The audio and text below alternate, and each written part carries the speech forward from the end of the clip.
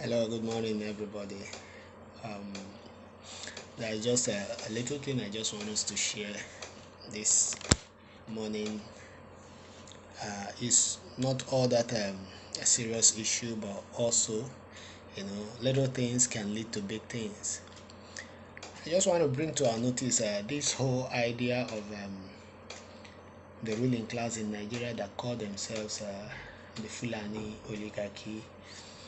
You know, gradually it has started eating deep into us, and if care is not taken in the next 1 year, 2 years, 3 years, there's gonna be nothing like Nigeria, or of a truth.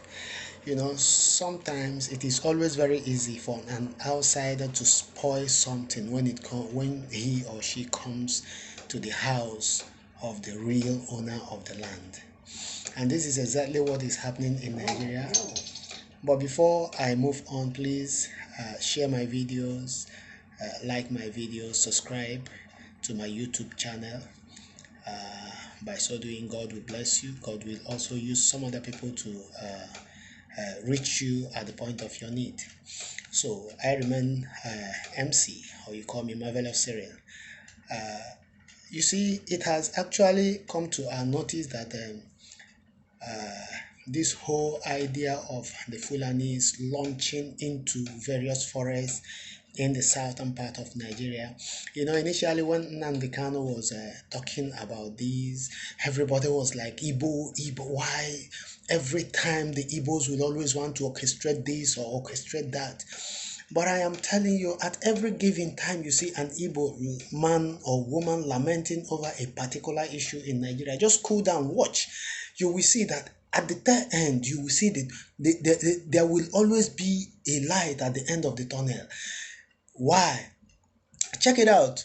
In 1966, what led to the Civil War? It was because Ojukwu said, let us have a referendum where it will be possible for us to, go back to regional government in a situation where it could be possible for the Yorubas to have a leader within their region, an Igbo man will have a leader within their region, somebody from the north will have the northerners will have a leader within their region. And at the end of the day, he said, let everybody be on their own, keep rolling and bringing part or bit of whatever resources you have within your place, you bring to the center. And everybody was like, why should it be like that? Why is it that Igbos will always want to do this or that? Today, what is happening? How many years since then till today? Nigeria is still a nation. Per se, Nigeria is still a nation that has got no light, a nation that has got no road, a nation that has lost every infrastructural properties, even the ones that were instituted on or before 1960. Do you know that Nigeria is even more beautiful in 1960 than now? Do you know that Nigeria is more beautiful than what we are seeing now in those days, 1960? Nigeria is not improving. The only improvement we are seeing is that phone has come out. We are using phone.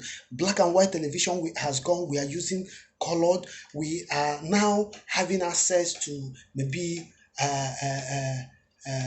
what should I say? Maybe to network, social media, and things like that. Outside that, I see nothing. As in, when it comes to beauty, what are we seeing as beauty as to what it is supposed to be today? The government has decided to milk the country dry. They have borrowed and borrowed and borrowed and borrowed the country in 50 years to come into debt. There is no government in Nigeria that will come in that will not leave debt. Well, they used to say there is no man that can progress without being a debtor. Yes, but the limit of the debt Nigeria is keeping is such that even a guy of 20 years today cannot be able to finish settling even when he will be 80 years. And you know what it means? That your father A man that is called your father and mother, that they led the unborn generation into debt even before they were born. Their father was owing. Then they grew up. Their father was still paying the debt, and they grew up and started paying the debt. Not even the one they are owing, the one their parents owed, and they will start paying and paying and paying, and possibly their own children will also begin to pay the same debt that their grandfather, which they never, maybe some of them could not have the privilege to see their grandfather. Some may not even have seen maybe some of the uncles that were equally paying the same debt, but they will enter into something they never knew about. Can you tell me, these our leaders in Nigeria, is there any of them that has by any means borrowed this money in order to build something that will create a working opportunity for people, so that by tomorrow when you begin to pay through your tax, you will say, yeah, at least I am paying because I am working. None of them has any of such thing in their mind. What they have in mind is just they borrow from UK. They also take it back to UK bank. UK will be making profit from the money they kept in their country. They will also be making us dry through the oil that they can be able to lay their hands in our country. But that one is from the south. They have to pay through the oil. But the gold and some other raw materials that are in the north are being taken care of the state, the government of the north, the state governors, and should I say, the cartel amongst them. They know how to manage it. But that one that comes from the oil block, do you know how many northerners, the retired generals that have oil blocks in the south? We do not care. Somebody will come out and you say, I am a south. It doesn't, but I don't care whether you are east, you're southwest, whatever. The northerners, they are there as northern, one entity holding them together. But when we come to the south, everybody wants to say, I am from the southwest, I am from the southeast, I am from the south. You cannot come together and see that you people were together before. Even though the Yorubas were separate, the others were together. But this time around, this northerners has so divided you to the point that you have decided. But do you still remember that the 1914 amalgamation brought the southern and northern protectorate together? That means there could be the possibility that the southerners were having similarity in culture, even if we still know that somehow we look a little bit different with the Yorubas, but we are very much bonded because we are from one region. We find it easy to go together, to move together, to agree, reason together.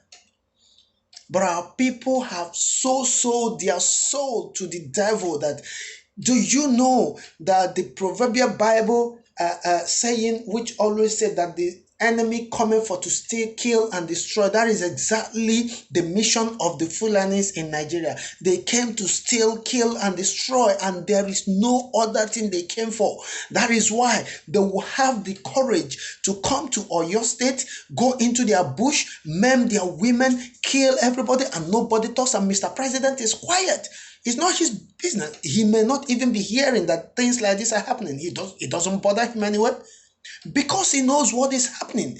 You go to Ogun State, you plant a particular place, you have a kind of territorial control over other people's land. It's not of the president awareness. He doesn't know, he doesn't care. Instead, when the owners of the land will spring up to ask questions, you will decide to kill them. Look at Sunday Igboho. You want to kill him now. You want to arrest him now because he has stood up to say enough is enough. Nnamdi Kanu stood up and said enough is enough. Even the Igbo elite all started fighting against him. We really need to wake up to reality. There are so many injustices that are being done in that country on daily basis. How many people were killed in Benue State? We lost as many as 2,000 people or even more. We lost in Kano. We lost in Kaduna. We lost in Plateau. Is it in Borno State? Is it in Gombe State? Is it in Bauchi State? Where is free? Even in the state of the so-called president. When you wake up to ask questions, people will begin to ask you, why are you, why don't you know that Mr. President is trying my food? What are you trying? What are you trying? You did not come to try. You only came to help the country. You did not come to try. That everybody will wake up every day in the morning and you will tell us, during the time of Goodluck Jonathan, he did this, he did that. It was the same Goodluck Jonathan who was failing, and you were complaining from somewhere, and you said, I am coming to put things right. The same person you said you are coming to put things right in what he was doing, and now you are no longer talking about what to do in order to remedize the situation. You are there complaining and complaining till the end of your first 4 years. Second 4 years, you are complaining. No wonder everybody would always come out and say, you are not alive, Mr. President. You are not the real person that is there, because the Buhari we know, who used to kill, who is good at killing people, who is a military dictator. You cannot be alive and all these things are happening, and you tell me that you cannot say anything, to the point that you have told Nigeria you do not hear any longer. That is the main reason why everybody will support the idea of Mr. President is dead. You are not alive. The cabals has hijacked everywhere. Aisha can no longer talk. No other Mr. Vice President cannot talk. At every given time, we are being informed that the presidency say. We want to hear that the president say. We are no longer comfortable with this whole idea of the presidency, the presidency, my foot, please. Can you hear yourself? Where are the brains that we have in Nigeria? Where are the professors? Where are the... sometimes I begin to ask questions. This is the more reason why Nigeria has decided to bury history in our schools, so that people will not go as far as trying to track out what has happened 3 years ago, come to talk of 10 years ago, 20 years ago, 30 years ago, 40 years ago, and thereabout. We have decided to bury history so that nobody talks about it, so that the only people that can come out and give us a little history or tutorial about what is happening in Nigeria is the politicians. They come during their campaign seasons and they will just be, dancing over and over and over history, and everybody will be saying, thank you, my brother, ride on, my honorable. That is what we want. Look at what has happened in Uganda. Can Nigerians rise up by 2023 and say enough is enough? Enough is enough. Even if the president, the so-called idiot in Uganda, has also succeeded in taking over, but at least the people of Uganda has sent a signal. Can Nigerians, the youths of Nigeria, the women in Nigeria, the men in Nigeria, the most miserable in Nigeria, because we have been subjected to become most miserable, just like what one of the Americans were saying, that Africans need to exterminate 3 billion people from Africa, and we are all quiet. The president is not talking. All the leaders of Africa are quiet. Why? Because they have all been compromised. Our politicians have been so compromised that they don't care. It's none of their business. Whatever happens is not their business. And nobody wants to talk. Nobody wants to say something. I'm really upset, but sometimes, you want to hold yourself, you want to calm down, to be a bit gentle. But the problem is that Nigerian issue is no longer something that one need to talk, with petrol wells. You need to go straight to the point and hit it there. Sunday Igboho, today, he has become a subject. You want to kill him. You want to arrest him. Possibly. Look at one Nigerian professional footballer who was playing in Israel. The way he was humiliated on the way by an army officer. I know when we were growing up, so many people will always say, there is no military man that you will see that will raise his hand on a civilian. That law that made it so then, where is that law? Where is that law? A commander in a barrack will hear such a thing and he will be quiet. He will be okay with that. A policeman will raise his hand. We know very much we're back in those days when they will say, even if you slap a policeman, he can never shoot you. But this time around, you don't need to slap a policeman. You just need to say, Oga, why? He will shoot you. And nothing happens. DPO is free. The shootee himself will be free. And that's Nigeria for you. That is what we have delegated ourselves to. And nobody cares. The justice system has died. In fact, it has been buried and forgotten. Where have we gotten it right? Just mention where. It's very, very difficult. But thank you. There is no problem. Possibly, in no distant time, Nigerians will begin to speak out for themselves. We have nowhere to go other than to divide that country. Let there be Biafra. Let there be Oduduwa.